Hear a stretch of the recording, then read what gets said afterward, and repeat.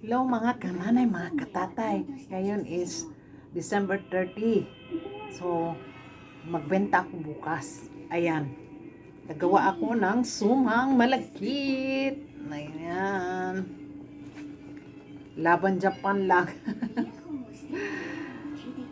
Kasi, nagustuhan nila yung suman ko din last year. So, magawa ako uli.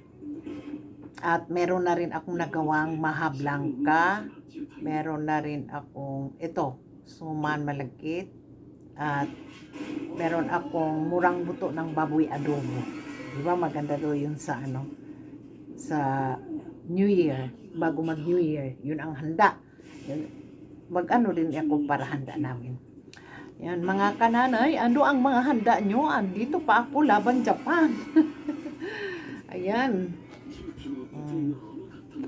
Ito is talaga native suman. Ang nilagay ko is meron siyang luya. Pang aroma. Yun ang sa amin gawa ng mama ko, ganun lang, simple.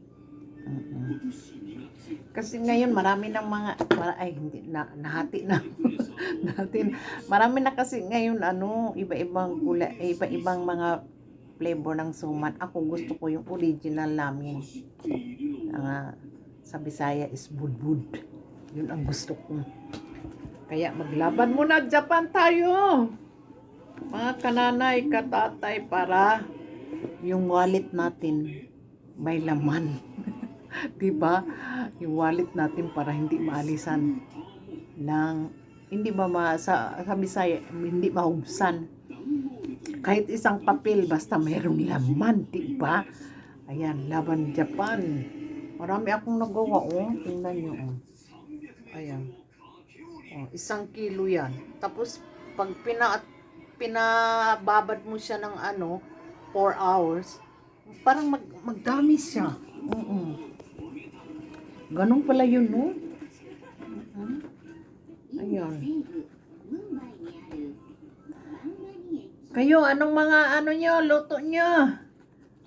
Mga kananay katatay, God bless us all. Happy New Year's to all.